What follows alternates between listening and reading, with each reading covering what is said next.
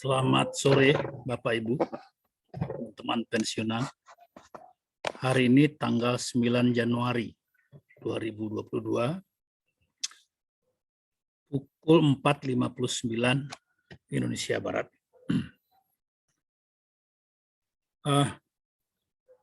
Kita ngobrol-ngobrol tentang Bank BCA. Ini saya kasih judul Bank BCA, BBCA pasca stock split berangkat.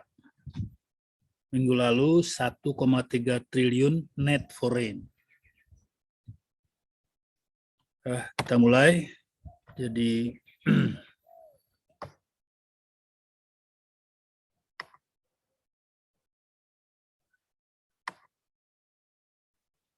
kira-kira bulan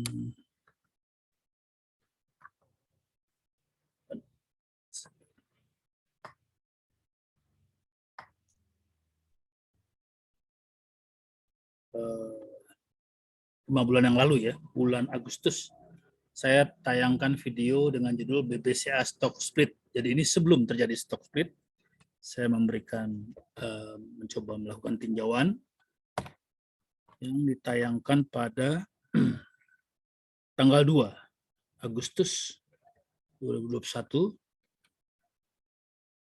Waktu itu saya sampaikan bahwa saya sudah mulai menyimpan BCA untuk persiapan stock split. Waktu itu harganya masih 30 ribuan. Waktu itu saya sampaikan bahwa saya menduga sebelum 21 Oktober, ini waktu itu saya bilang 21 Oktober karena perkiraannya stock split 21 ya, tapi ternyata lebih cepat, kalau nggak salah 13 Oktober.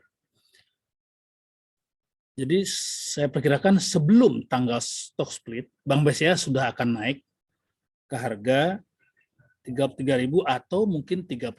Itu perkiraan saya waktu itu. Karena itulah saya mengumpulkan pada harga 30.000 di bulan Agustus. Ternyata yang terjadi sebelum stock split harga naik sampai ke 36 ribuan. Jadi kalau tadi saya perkirakan 35.000, malah lebih tinggi lagi sedikit, 36 ribuan. Jadi saya menjual sebagian di atas 35.000. Kemudian waktu hari stock split ternyata naik mendadak ke 8.250, sehingga saya lalu menjual semuanya di harga maaf ya, ini 8.250 karena sudah dibagi 5 ya. Jadi kalau pakai angka sebelum stock split ini 40.000 lebih. Jadi tadi saya jual di 36.000 sebagian, mungkin 20% ya. Kemudian sisanya baru saya jual setelah stock split pada harga 7.800, harga baru ya. Jadi kira-kira di harga 7.800 kali 5. 39 ribuan. Jadi lumayan. Jadi saya habis di sini menjual. Lalu apa yang terjadi? Saya mengikuti terus. Ini turun ke bawah MA. Ya, di sini saya beli lagi, saya jual lagi. Ini saya ada sedikit tapi tidak banyak. Karena saya tidak berani ini. Situasinya buat saya masih belum mapan. Jadi saya hanya ada juga dagang tapi tidak banyak. Waktu di bawah 7.000 saya beli, ya mendekati 7.000 saya beli, di bawah ini MA20 dan naik saya jual lagi. Jadi sedikit-sedikit saja. Nah, saya mulai mengumpulkan. Ini ada yang menarik di sini ya, di bulan November itu asing turun, tapi harga tidak terlalu turun. Harga cukup bertahan menurut saya dibandingkan turunnya asing. Nah, ini menarik. Lalu di sini kelihatan Bollinger mengecil. Ini adalah yang menurut saya suasana konsolidasi. Nah, saya mulai kumpulin di sini. Saya mulai kumpulkan karena saya duga harga tidak akan turun ke bawah 7.000. Ini 7.000 di sini ya, di bawah batas kuning ini, Bollinger bawah ini. Jadi saya kira tidak akan sampai ke sana. Paling-paling 7.200. Ya, ini saya sampaikan juga di grup diskusi saya. Menurut saya kalau sudah turun di bawah 7.500, saya mulai beli. Ya, karena saya duga tidak akan turun ke bawah 7.200. Saya melihat ini kalau tidak salah ini waktu itu ya. Nah ini kemudian saya biarkan saja, saya simpan di sini kira-kira 3 minggu ya. Nah yang menarik terjadi kemarin.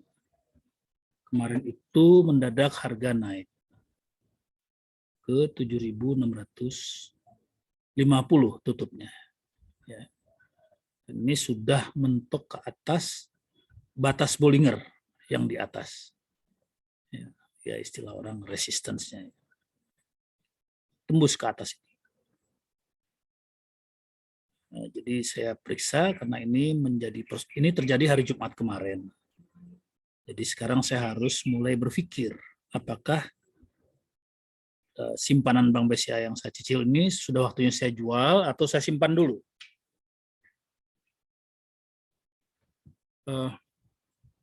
Biasanya kalau sudah tembus begini, ya, ini mungkin ke bawah dulu dalam situasi yang normal. Tapi kalau ada tenaga yang luar biasa ya bisa saja naik terus. Ya, tapi harus ada gejala munculnya energi yang besar. Makanya saya lihat dulu asing. Ternyata asing kemarin itu naik lumayan banyak, 627 miliar net buy-nya. Ya. Jadi kita lihat di sini asing membeli banyak, yang lokal jualan banyak. Jadi pedagang lokal manfaatkan ini untuk menjual barang. Ya lumayan untungnya. Saya sendiri belum jualan. Kemudian kalau kita lihat dalam waktu 1 minggu ya, ternyata asing sudah membeli 1,3 triliun net buy pada minggu lalu. Jadi ini angka yang serius. Karena begini, waktu setelah stock split itu harga naik tinggi ya, 82.050 harga baru atau 41.000 lebih kalau pakai harga lama ini, tinggi sekali. Kemudian turun, di sini terjadi dinamika ya, fluktuasi yang lumayan lebar, lalu mulai konsolidasi. Nah di sini saya sebelum melihat hari kemarin ya, saya bertanya, apakah harga yang sudah tinggi ini naik tinggi dari 30.000 ke 41.000, tinggi ya, 11.000 ya, 30% lebih. Apakah diterima pasar, betul-betul sudah diterima pasar, atau hanya harga manuver? Nah, itu yang membuat saya di sini masih ragu-ragu. Karena stock split ini, seperti saya jelaskan di tayangan yang bulan Agustus tersebut, di sini ya, saya sampaikan, stock split ini kan tujuannya menurunkan segmen pasar. Jadi kalau tadinya harga 30 ribuan, yang beli katakanlah disebut segmen atas, dengan turun ke 7.500, turun ke 7 ribuan atau dibagi 5, maka pasarnya bisa lebih luas di segmen yang lebih bawah. Tapi melihat reaksi seperti ini yang kurang lebih tidak terlalu bergerak, saya khawatir jangan-jangan segmen bawah pun belum respons stock split ini. Artinya harga 7 ribuan ya, di atas 6 ribu itu sudah masih dianggap mahal oleh pasar. Saya juga heran kenapa nggak dibagi, di stock splitnya dibagi 10 aja sekalian. Jadi saya ragu-ragu di sini. Ya, ada keraguan, walaupun mendekati 7.000, di bawah 7.500 saya beli. 7.300-an saya beli. Ya. Tapi ada keraguan itu. Apalagi gejala di bursa sekarang ini kan lebih banyak investor muda, ya, kaum milenial. Ya. Jadi ini rupanya saya duga menjadi target segmen yang diincar dengan adanya stock split. Jadi saya ragu apakah bagi kaum milenial ini harga 7 ribuan ya itu bisa diterima. Nah itu saya nggak terlalu belum dapat kesimpulannya. Kalau sudah terima, ya karena mereka ini sekarang yang paling besar jumlahnya investor di bursa kita. Kalau terima tentu akan muncul gelombang pembelian yang besar. Nah ini belum kelihatan.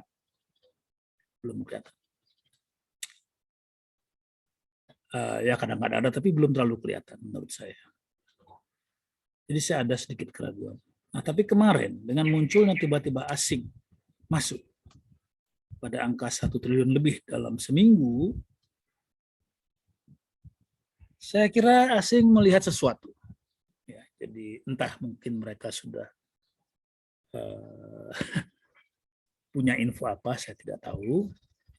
Tapi yang jelas bagi saya, ini menunjukkan pihak asing punya kesimpulan yang baik tentang Bank BCA. Nah ini kalau asing sudah masuk seperti itu, saya harap kemudian lokal pun, termasuk anak-anak muda tadi, akan mulai punya gairah untuk ikut bersama-sama dengan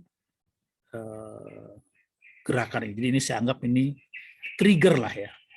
Saya berharap masuknya asing dalam 1 minggu yang lalu, ya, itu menjadi trigger untuk membuat masyarakat mulai makin bergairah dengan Bank BCA.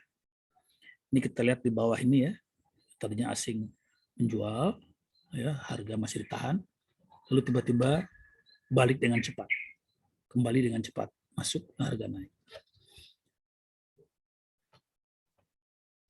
Jadi itu harapan saya, ada satu gairah baru yang tadi saya jelaskan ya. Ini kelihatan solid di sini. Lalu mulailah asing naik. Jadi saya menyimpulkan situasi ini sebagai menguatnya fondasi harga dari Bank BCA setelah stock split. Kalau tadinya saya masih ragu, tapi dengan sudah ada konsolidasi seperti ini yang solid, dan kemudian muncul asing yang memberikan trigger, suasana baru, saya anggap ini satu konfirmasi bahwa fondasi harga Bank BCA setelah stock split itu makin kuat. Saat ini saya sudah menyimpan ini di salah satu akun, ini contoh saja ya. Saya ada beberapa akun keluarga, ini ada, saya sudah average di 7.380. Ya, harga kemarin terakhir di 7.650. Jadi saya sudah ada 450 di sini ya, tapi tempat lain masih ada karena memang Bank BCA adalah salah satu saham utama di porto keluarga saya. Iya, wajah cucu saya. Iya nak, aku kerja dulu sebentar ya. Ya, Oma mana? Masih. Naik. Dah, iya. Cuma dulu.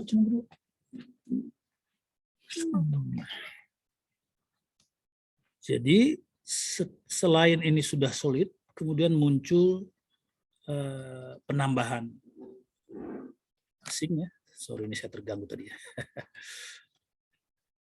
Maka saya mau menganggap itu ya, mengumpamakan tuh menguatnya fondasi dari harga saham Bank BCA setelah stock split.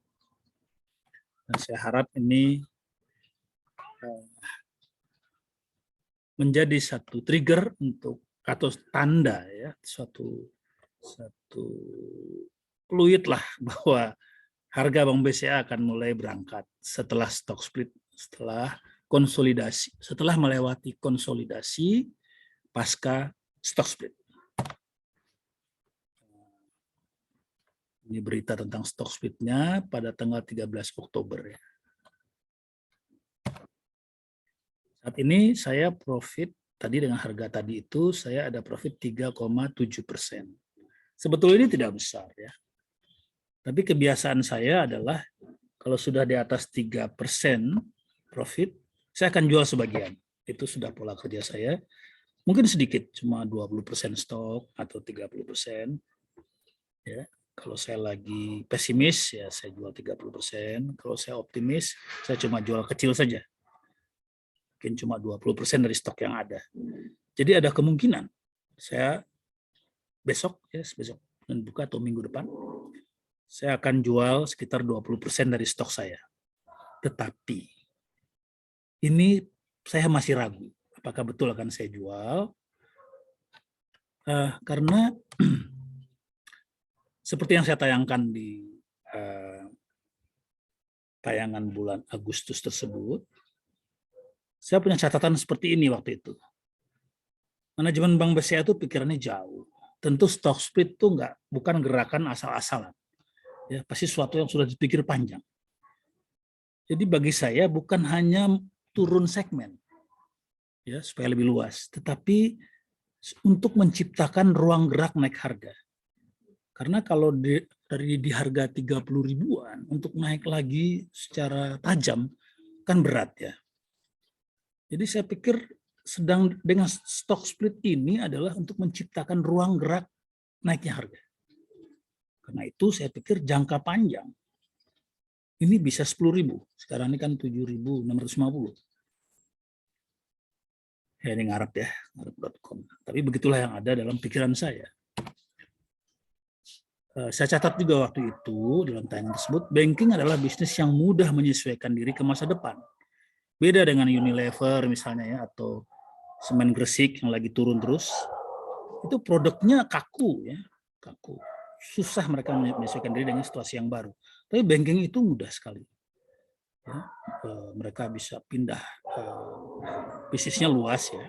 Kemudian cara berbisnisnya juga dengan digitalisasi dan lain-lain bisa menyesuaikan dengan cepat ke masa depan, memanfaatkan teknologi dan mengambil peran baru di zaman disrupsi.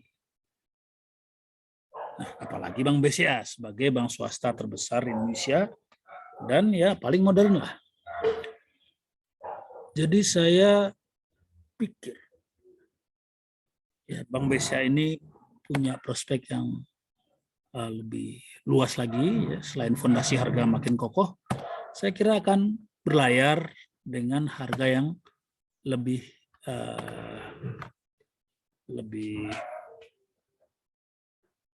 bagus peluangnya. Jadi saya masih ragu apakah besok saya akan jual 20% atau 30% seperti kebiasaan saya, atau saya mungkin malah akan tambah. Itu yang akan saya pikirkan malam ini dan besok pagi ya, tenang-tenang. Ini saya baru mulai berpikir saja, karena kejadiannya terjadi hari Jumat yang lalu ya.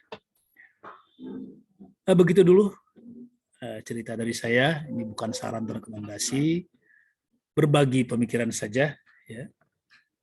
Mudah-mudahan nanti kalau saya sudah mengambil keputusan, saya akan laporkan, ceritakan pada tayangan berikutnya. Ini sorry muncul judul ya. Ini sedang saya siapkan nih. Tayangan saya berikutnya akan berjudul kurang lebih ini nih. Cut loss BRIS di 2090. Ya ini tentang BRIS. Tapi ini belum. Ini baru tadi belum saya pisahkan aja. Demikian Bapak Ibu. Mudah-mudahan ini bermanfaat. Sama sekali bukan rekomendasi saham, hanya berbagi pemikiran. Barangkali bisa jadi masukan untuk diskusi. Selamat sore, sehat selalu, salam.